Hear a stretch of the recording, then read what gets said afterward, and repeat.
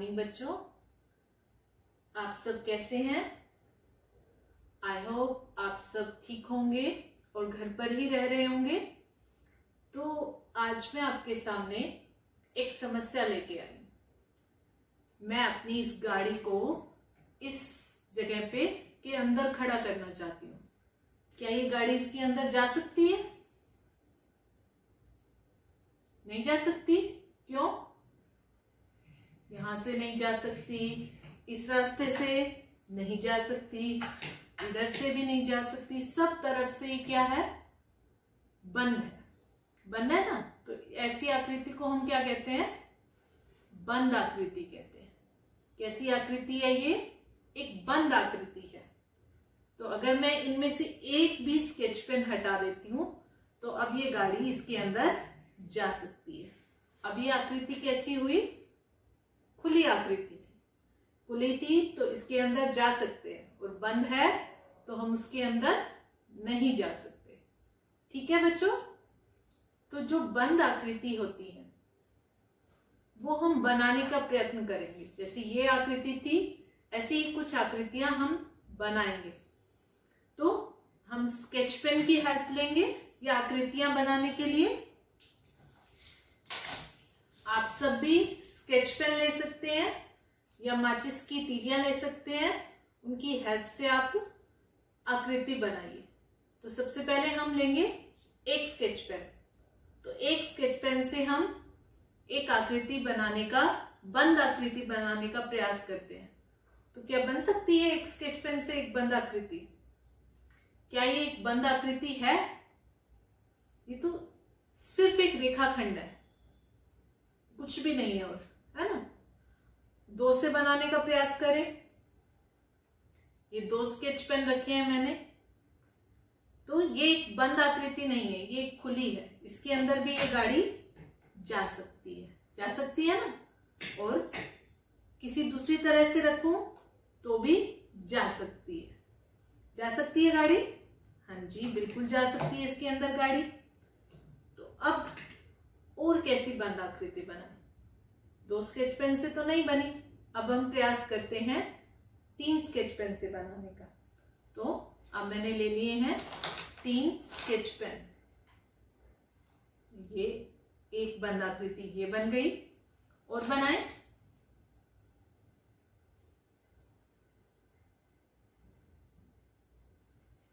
अलग तरह से लगाएंगे, यूं, यूं और यूं। इस बंद आकृति को मैं एक वाइट पेपर पे ट्रेस कर लेती हूं। मैंने वाइट पेपर ले लिया है और मैं इसको अब इन्हीं को इसी तरह से इस पे रखकर, जिस तरह से यहां रखी थी उसी तरह से यहां रखूंगी और इसकी एक आउटलाइन ले लूंगी।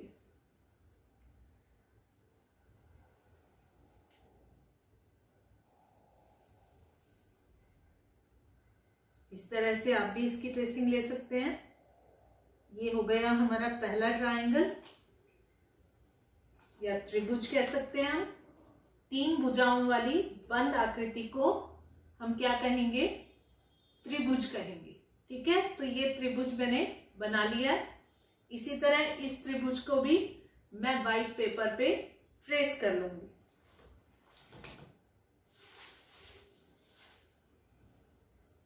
इसी तरह से अब हम ये दूसरे तरह के त्रिभुज को बना लेंगे और इसकी भी आउटलाइन ले लेंगे ताकि हम बाद में इसको कट कर सकें।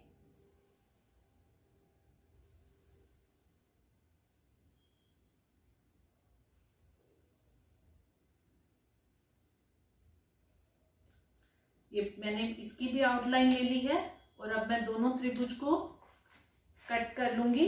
हमारे 2 त्रिभुज ये थे, एक इस तरह से और एक इस तरह से। मैंने 2 त्रिभुज बनाए हैं और मैंने इन दोनों की ही आउटलाइन ले ली है और उस आउटलाइन को मैंने कट कर लिया। देखिए, ये इसकी है और ये इसकी है, ये इन दोनों को अच्छे से ढक पा रही हैं, इसकी आउटलाइंस हैं इसलिए ही ढक पा रही हैं। तो अब हम देखते हैं कि क्या ये दोनों समान है या नहीं है। तो अगर हम इसको घुमाकर और इन दोनों को मिलाते हैं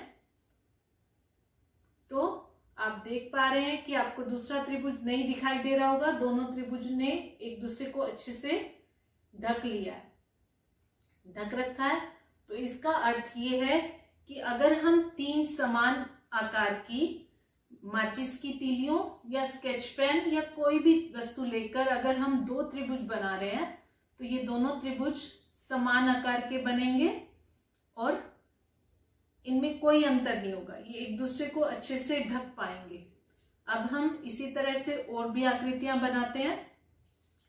अब मैं 4-4 स्केच पेन के प्रयोग से 2 आकृतियां बनाऊंगी और हम देखेंगे कि क्या ये दोनों आकृतियां समान हैं या नहीं है।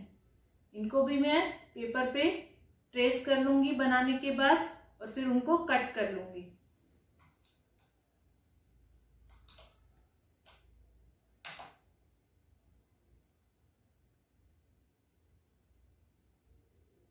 एक मैंने ये बनाया है और एक ये बनाई है। 2 आकृतियां मैंने समान आकार के 4 स्केच पेन लेकर और ये बनाई हैं। 4 स्केच पेन से या 4 भुजाओं से बनी जो भी बहुभुज है उसे हम चतुर्भुज कहते हैं। तो मैंने इन दोनों की ट्रेसिंग भी ले ली है और उनको पेपर पे कट कर लिया है। देखिए ये इसको अच्छे से ढक पा रही है और ये ट्रेसिंग इसको अच्छे से ढक पा रही है। तो अब हम देखते हैं कि क्या ये दोनों ट्रेसिंग बराबर हैं। तो अगर ये बराबर होंगी तो घुमाने पे ये एक दूसरे को अच्छे से ढक पाएंगी। पर आप देख पा रहे हैं कि ये दूसरा कागज हमें दिखाई दे रहा है, इसकी अच्छे से घुमाने पर भी ये एक दूसरे को अच्छे से ढक नहीं पा रही हैं, कुछ हिस्सा दूसरे का दिखाई देता है। तो इसका अर्थ क्या है कि ये दोनों समान आकार की नहीं है। तो इसका क्या कारण है, ऐसा मैंने क्या परिवर्तन कर दिया कि ये दोनों समान नहीं है। देखिए आप देखकर बताइए कि क्या बदला है मैंने। आप देख पा रहे होंगे कि इनको तो मैंने एल शेप में रखा है और इनको वी शेप में रखा है, इनकी आकृति बदल दी है मैंने। तो आकृति इनको रखने का तरीका बदलने से क्या बदल गया, देखिए ये वी शेप में है और ये एल शेप में है। तो ये जो एल शेप में है उन 2 भुजाओं के बीच में जो ये झुकाव है इसको हम कोण बोलते हैं। यहां पे भी एक कोण है और इन 2 भुजाओं के बीच में भी एक कोण है। ये दोनों जो कोण हैं ये कोण अलग है। कोण अलग होने से आकृतियों में बदलाव आया है। तो जो ये एल शेप में जब रखी जाती है एक भुजा के ऊपर दूसरी बिल्कुल सीधी एल शेप में, तो उस वहां जो कोण बनता है उसे हम समकोण कहते हैं। और ये कोण क्या समकोण से बड़ा है या छोटा है ये हम बाद में जानना सीखेंगे। तो जब भी ये भुजाएं और पास आती जाती हैं तो कोण छोटा होता जाता है और जब ये भुजाएं दोनों दूर जाती हैं तो कोण बड़ा होता जाता है। तो पास आने पर जो कोण बनेगा, एल से पास आने पर जो कोण बनेगा उसे हम न्यून कोण कहते हैं और एल से दूर जाने पर जो कोण बनता है उसे हम अधिक कोण कहते हैं।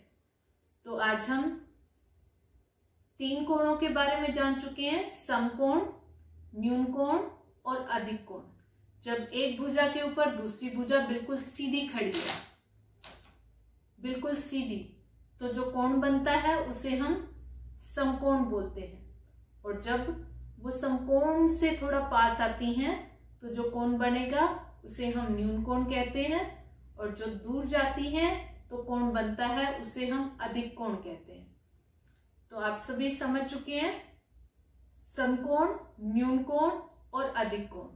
और अब हम ये जानना सीखेंगे कि कौन सा समकोण है, कौन सा न्यून कोण है और कौन सा अधिक कोण है।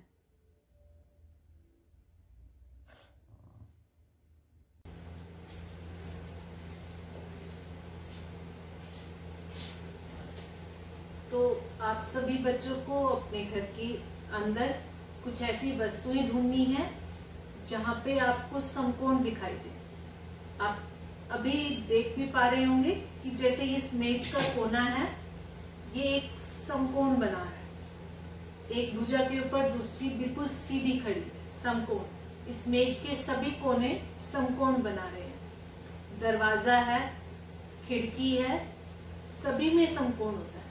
तो आपको 10 वस्तुएं ऐसी ढूंढनी है जिनके कोने समकोण हो और वो आपको लिखकर अपने टीचर के पास भेजनी है कि कहाँ पर आपको समकोण दिखाई दिया, किन किन वस्तुओं में समकोण है।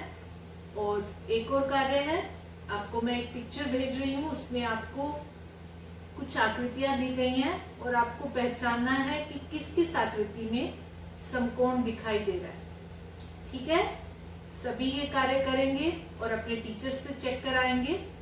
सभी बच्चे घर पे रहें, बाहर जाते वक्त मास्क का प्रयोग करें और अपने हाथों को बार बार धोते रहें। Okay, bye.